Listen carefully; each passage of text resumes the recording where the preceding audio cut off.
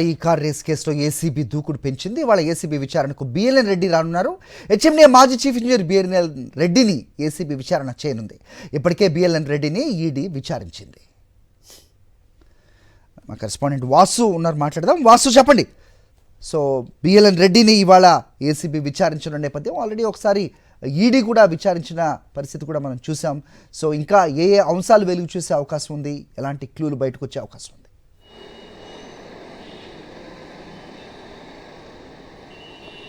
Hari, formula ఈ car రేసుకు సంబంధించి ఈరోజు హెచ్ఎండిఏ మాజీ చీఫ్ ఇంజనీర్ బిఎల్ఎన్ రెడ్డిని ఏసీబీ విచారించబోతుంది. ఇప్పటికే అతన్ని ఈడీ విచారించింది ఈ కేసుకు సంబంధించి.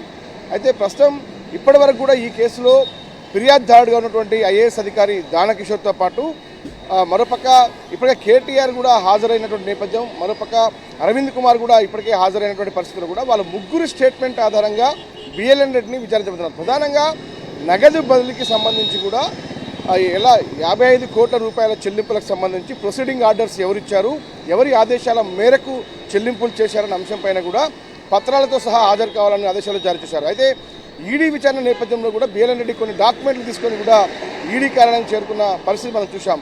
ఏసీబీ కూడా సేమ్ ఎలాంటి ఎంఓయూలు చేసుకున్నారు, ఎలాంటి అగ్రిమెంట్లు జరిగాయి, మరోపక్క ఎవరైతే గ్రీన్కో కంపెనీతో పాటు ఎఫ్ఈఓ కంపెనీతో జరిగినటువంటి ఒప్పంద పత్రాలను కూడా తీసుకొని ఆయన హాజరు కాబోతా ఉన్నారు.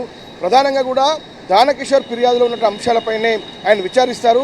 అయితే అరవింద్ కుమార్, కేటీఆర్ ఇచ్చినటువంటి వాంగ్మూలం స్టేట్మెంట్ ఆధారంగా కూడా ఈయనను ఏదైతే ఇప్పటి వరకు ఏసీబీ సేకరించిన ఆధారాల ముందుంచి విచారించే అవకాశాలు కనిపిస్తూ ఉన్నాయి. మరి కాసేపట్లోనే 10:30 బిఎల్ఎన్ రెడ్డిని హాజరు కావాలని ఏసీబీ ఆదేశాలు జారీ చేసిన నేపథ్యంలో ఆయన హాజరయ్యేందుకు సిద్ధమయ్యారు. మరి కాసేపట్లోనే ఏసీబీ కార్యాలయానికి చేరుకోబోతున్నారు. ఇక కేటీఆర్కి సంబంధించి ఇప్పటికే నిన్న సుదీర్ఘంగా 7 గంటల పాటు ఏసీబీ విచారించింది.